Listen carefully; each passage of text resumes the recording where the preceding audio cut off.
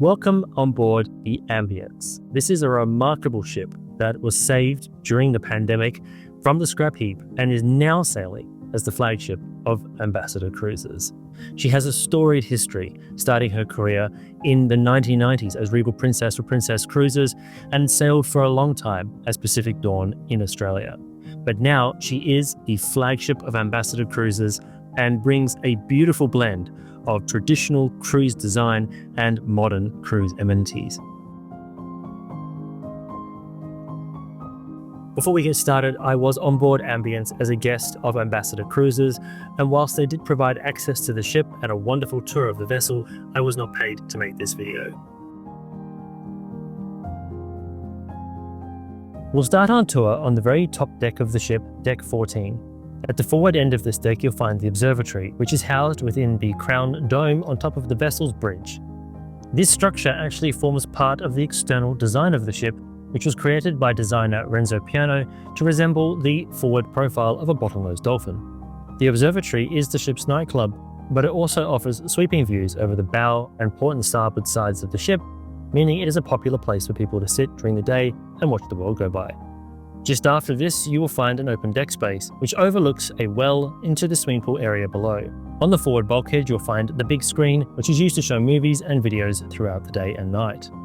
There's a jogging track here as well, and at the aft end of the deck, you'll find the active studio, which is used for indoor sporting activities. One deck down, and you would think you'd find yourself on Deck 13, but surprise, surprise, this ship, like many others, does not have a Deck 13, and in fact you'll find yourself on Deck 12. Deck 12 is also known as Lido Deck, and this hints at the main use of the aft end of the space being one of the main restaurants. Most of the space is known as the Borough Market, and you'll find various different cuisines on offer here. But at the very stern of the space, you'll find Saffron, which is a separate area that can be converted into a specialty restaurant in the evenings.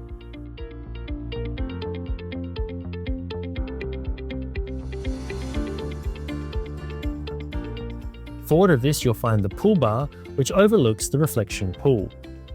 There's a second pool here just forward of the reflection pool, and there's seating around the area, allowing passengers to enjoy a space to relax whilst taking a swim.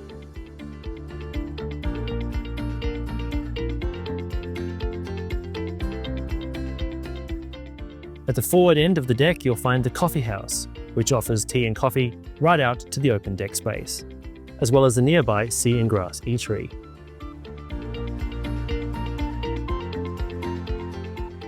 The forwardmost part of this deck is occupied by the bridge and the wheelhouse, so we'll skip down one more deck to Deck 11, Ambassador Deck.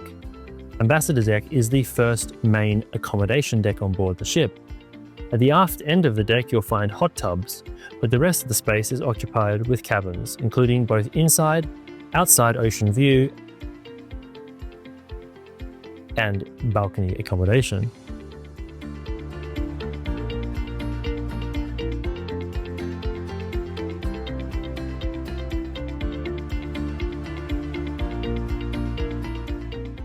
There are several large suites located towards the forward end of this deck.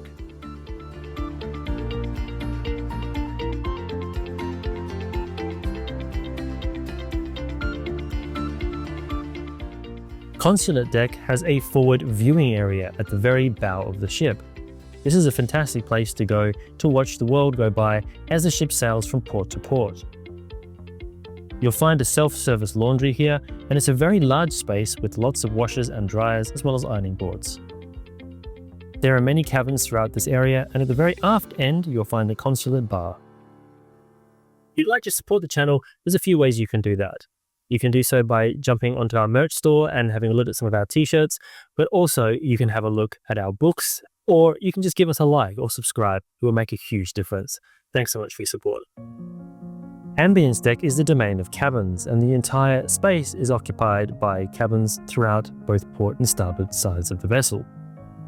Taking one step down to Deck 8 or Boat Deck, and here is where you'll find the ship's lifeboats overhanging the promenade. At the forward end of the deck, you'll find the Palladium, which is the ship's main show lounge. The Palladium has a large stage which juts out into the central area of the space, allowing for excellent sightlines throughout the entire room of the stage and shows below.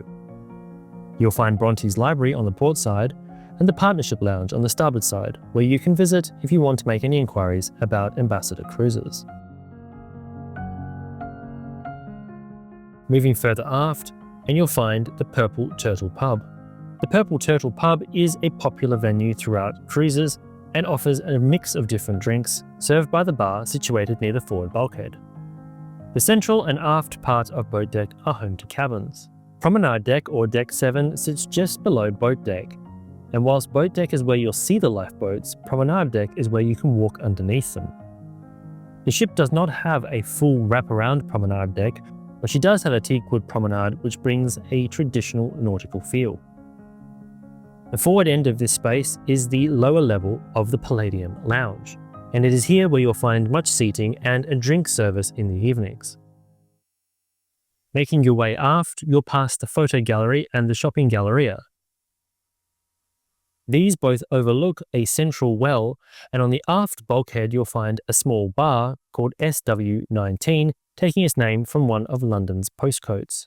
And in fact, the entire ship carries a London-style theme, and so you can find hints from the United Kingdom and from London throughout the ship.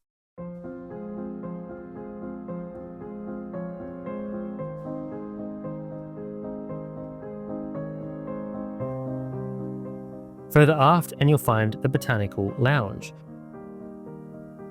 This entire space is themed with a botanical or plant-like atmosphere. It's a welcoming space with friendly staff and drinks served throughout the day and into the evening. Another bar can be found just after this, known as the Raffles Bar. The Raffles Bar is a piano bar with a large piano placed on the stage on the aft bulkhead.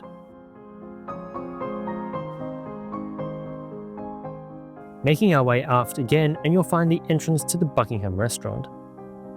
The Buckingham Restaurant is one of the main dining venues on board the ship, and it offers views over the port, starboard and aft of the vessel.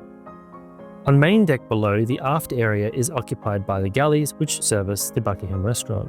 But if we make our way forwards, we'll pass many more cabins until we arrive at the shopping Galleria and the Ambassador Casino. The ship has a relatively small casino which was repurposed from a shopping space on the ship's previous deck plans. The smaller size reflects the tastes of the British market in which the ship usually operates in. On the aft bulkhead you'll find a staircase which links the upper level and the lower level of the atrium. Descending down the staircase and we'll find ourselves on reception deck. Reception deck is home to the ship's reception or the purser's office, where you can go and speak to members of the crew about any shipboard or hotel related activities. In the middle of the space you'll find the centre court, and this is the focal point from the well decks on the decks above. On the port side you'll find Dickens, a bar that serves drinks and coffee into this area. There is a destinations experience desk and a future cruise sales desk as well. One other area we can look at on the ship is Deck 4 or Aloe Deck. This is home to the medical centre, but that's not really very much fun, so skip down 2 more decks to Deck 2, where we can explore the ship's spa facility. In a trend that's coming back in modern day cruises today, the spa facility on board Ambience is actually situated near the waterline. There are several treatment rooms, as well as saunas and a beauty salon, which can be found here.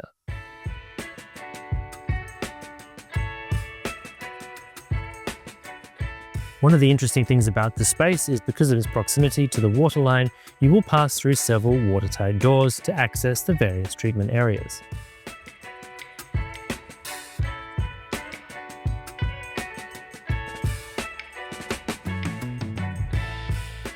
Ambience is the first ship and flagship of Ambassador Cruises, and since entering service she has gained a loyal following. And having explored her decks, you can see why. She brings a nice nautical feel from the older style vessels and blends it with modern amenities that have been added on in refits for Ambassador Cruises.